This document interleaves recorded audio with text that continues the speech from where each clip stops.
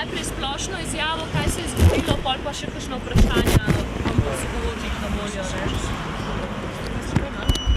Ne, kar ne. Smo mogli vse dole.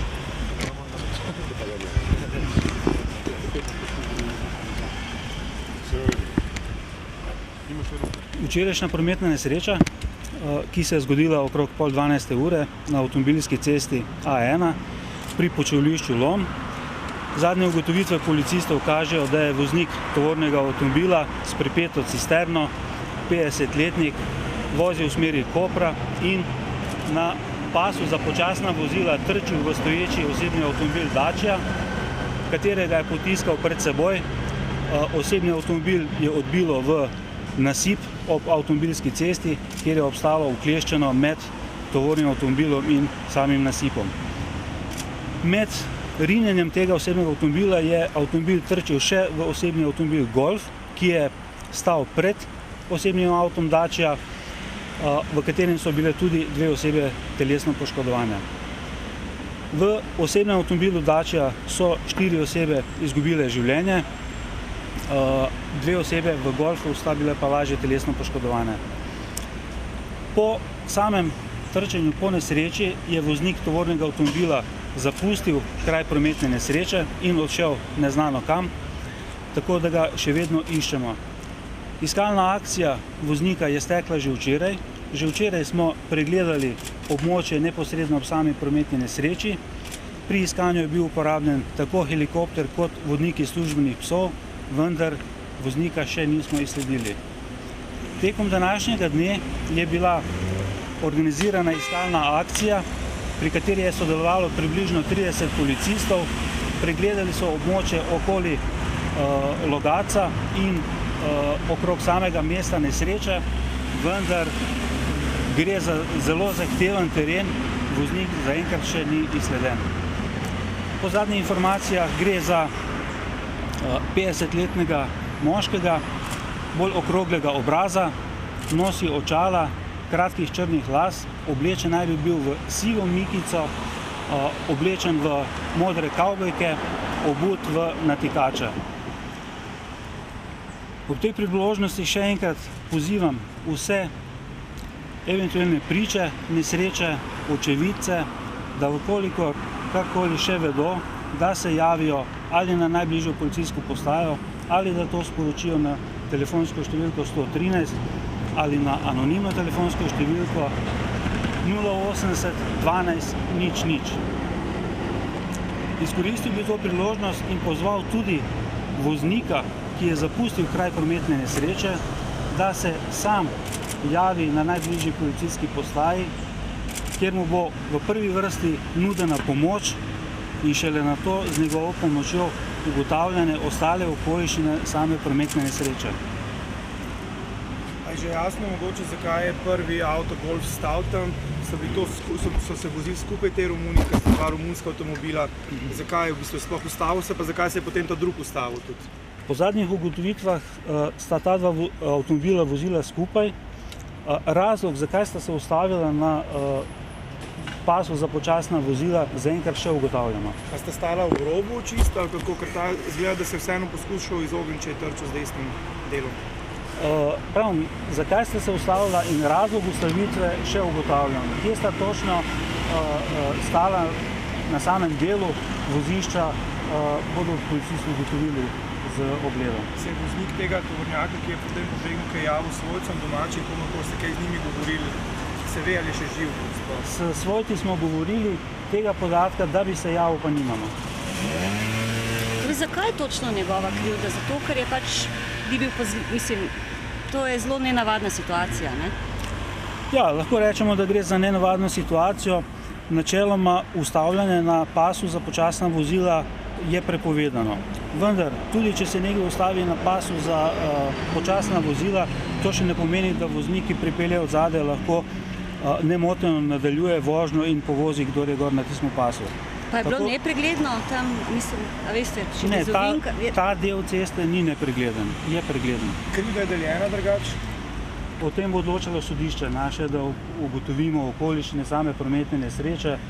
glede krivde se pogotavlja na sodišču. Ampak v nesreči je bilo še tretje osebno vozilo, ki ga je vozil 45-letni nemški državljan, ki on je pripeljal po voznem pasu.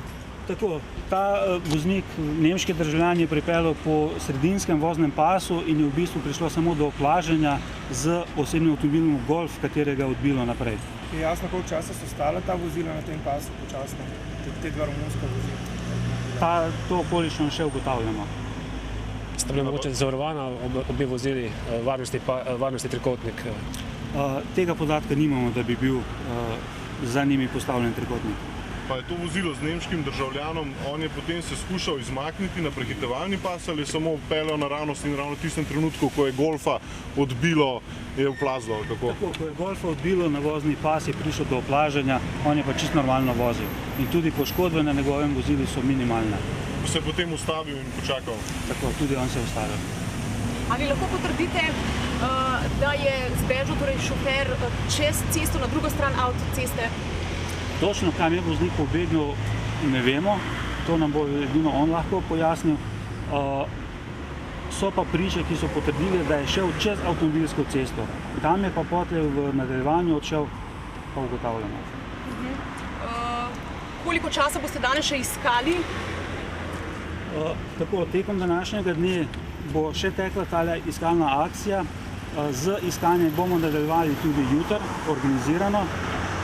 Po noči smo območje preleteli tudi s helikopterjem z uporabo termovizije, se pravi, kjer smo iskali izvore toplote, ravno tako ni bil izsleden.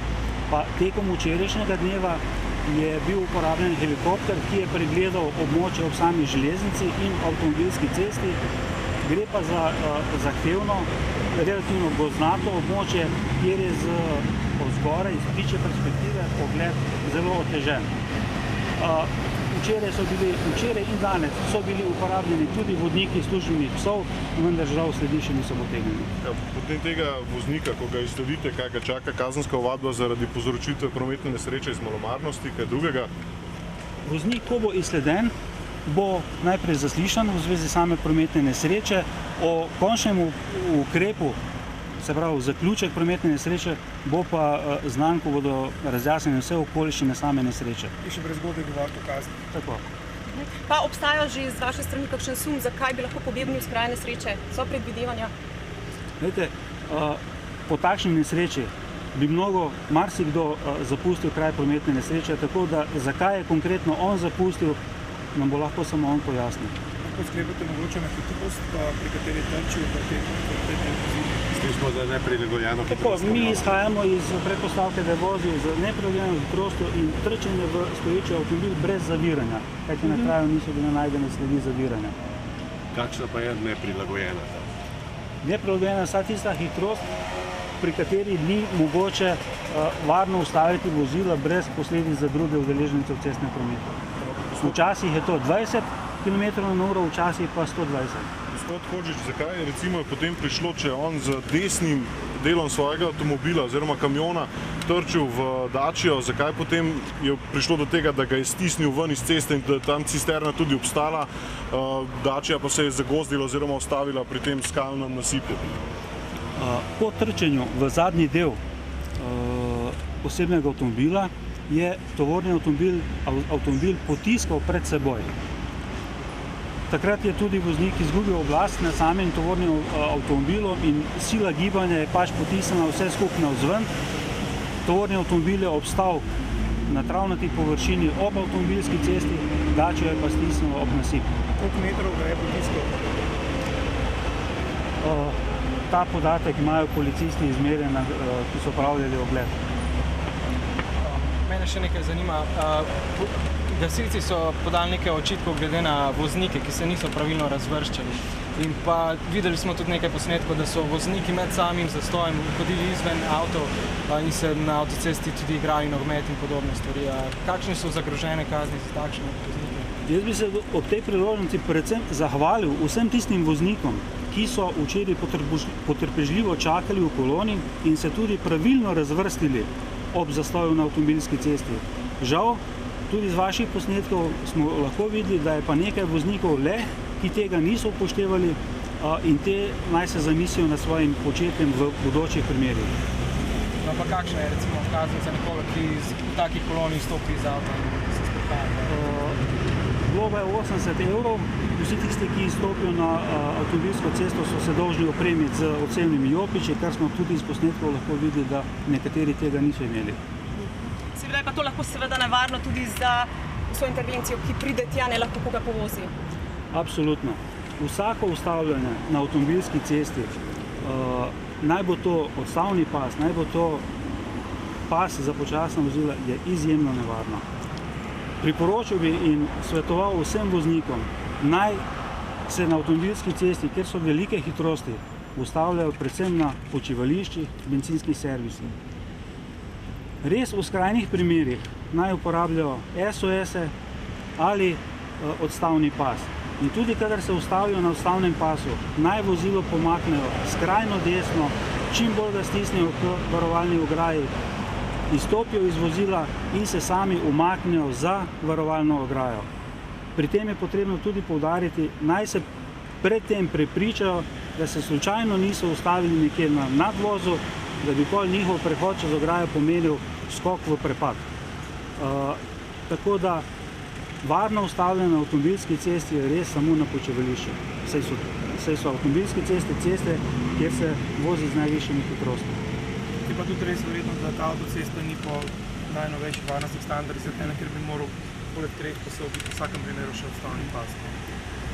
Odstavnega pasu ni, so pa na posameznih odsekih SOS niše, ki so predvidene za zaustavitev. Pas za počasna vozila pa nikakor ni kraj, kjer bi se brezskrbno ustavljali. Če se mi avto pokvaril v tistem momentu. Možno, da se mi pokvaril avto? To so okoliščine, katere še preverjamo. Dopustno je pa tudi tam možno, da se nekomu avto pokvari. Se mi zdi vseeno mogoče ta ocena neprilagojene hitrosti nekoliko preveč pavšalna, glede na vse okoliščine, tudi verjetno na dejstvo, da verjetno avtomobil ni bil zavarovan romunski. Dejstvo je, da do trčenja je prišlo in vkolikor voznik, ki je pripeljal od zadaj, ni mogel varno ustaviti vozila, se pravi, ni vozil tudi s prilagojeno hitrostjo. V bistvu jaz sem... Ni prilog, samo da vam nog skrajno. Refik Hotič, tisto prava Ljubljana. Gospod Hožič, jaz bi samo, ker naši grafiki delajo rekonstrukcijo, sam prosil, če lahko, če si jaz to prav predstavljam. Volkswagen in Dacia so tako stala, pripeljala je cisterna po tej smeri, ne? In potem, če jaz prav razumem, on se je verjetno skušal malo, s tem delom je razbil, porinil Volkswagen je samo obrnil, po tej strani je pripeljal nemški državljan, jaz sem tukaj narisal, da se je umaknil, ga je oplazil, ne?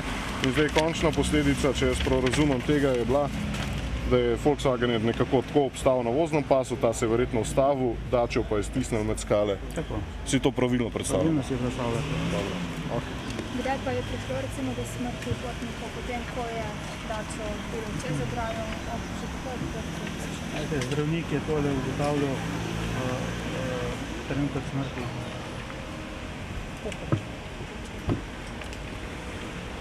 Hvala lepa.